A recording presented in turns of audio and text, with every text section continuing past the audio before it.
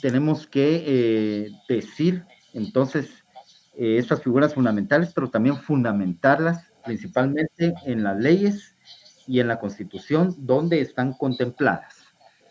Ya esto tiene que ver entonces con ese lenguaje puramente técnico que nosotros tenemos que saber manejar y por el que yo les he dicho anteriormente que ayuda para poder interpretar, leer y entender lo que son diversos escritos jurídicos, sin los cuales a nosotros nos costaría poder interpretar o saber qué es lo que dice, porque ya en estos instrumentos ya se utiliza ese lenguaje técnico y tenemos que poder ubicarnos en los conceptos más elementales que aparecen para poder entender lo especial.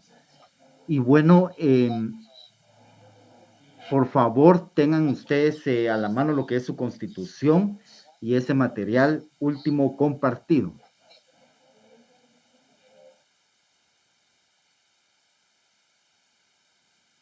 Y bueno, haciendo un resumen de la clase anterior, decíamos pues que las relaciones sociales, o mejor dicho, todo tipo de relaciones que nos acompañan desde que nacemos hasta que morimos, son diversas y pueden tener sus orígenes por aquella característica social del hombre.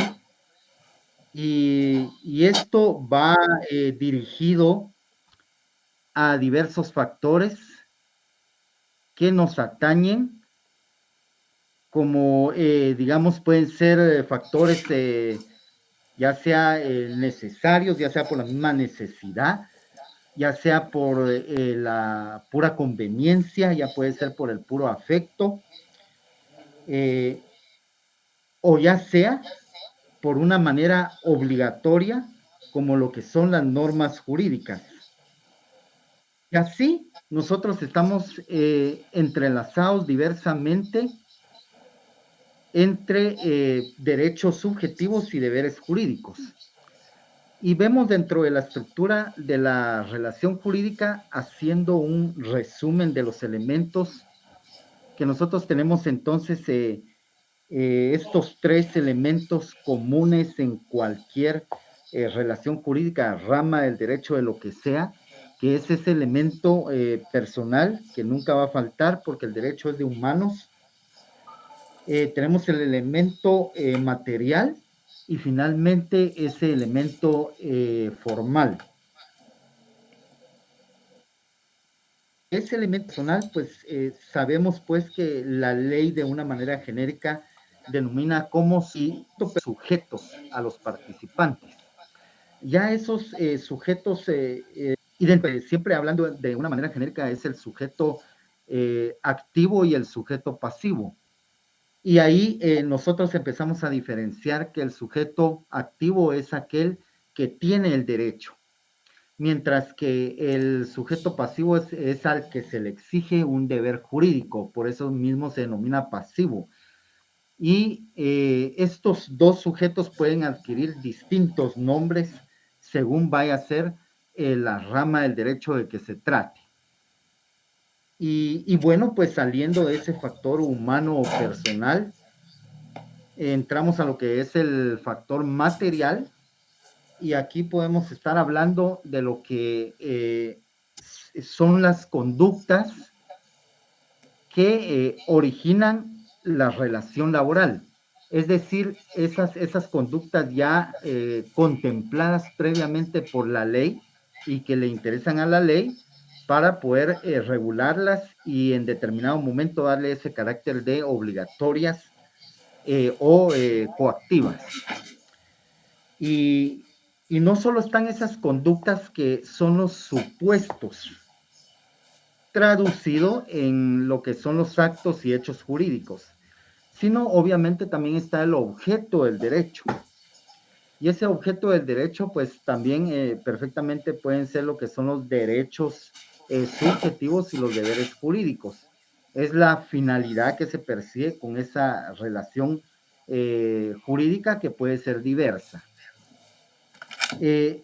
Trayendo un ejemplo más de los que nosotros vimos en la clase anterior, por ejemplo, el pago de los impuestos, ¿cómo quedaría en el derecho tributario? Digamos, ¿quiénes serían los elementos personales? A ver, quiero sus participación.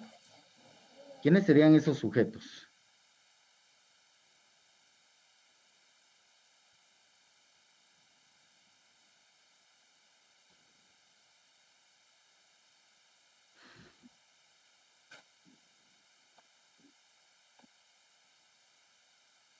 A ver, en lo que es el pago de los impuestos, por Los ejemplo, por la contribuyentes. compraventa de una casa.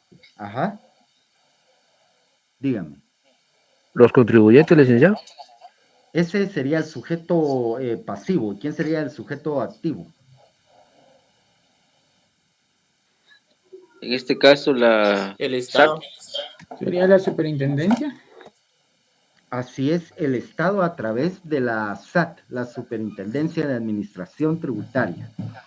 Este sería el sujeto activo, que es el que tiene derecho de exigirnos el pago de los impuestos. Especialmente aquí estamos hablando, por ejemplo, el IVA que se tiene que pagar por la primera compra-venta de una casa.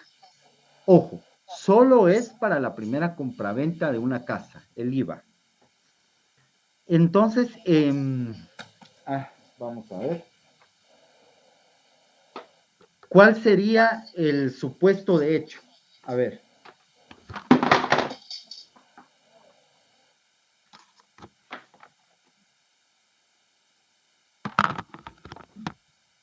A ver, ¿cuál sería el supuesto de hecho? ¿El acto? Ajá, algo más. Estamos hablando de lo que es vender una casa, que conlleva lo que es, si es una primera compraventa de la casa, se tiene que pagar el IVA, o ya sea un vehículo. ¿Cuál sería el hecho generador en este caso? El supuesto, perdón.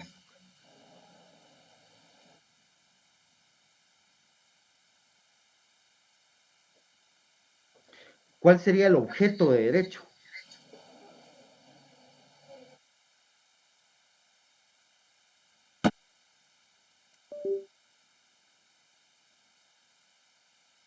Quizá la venta, licenciado.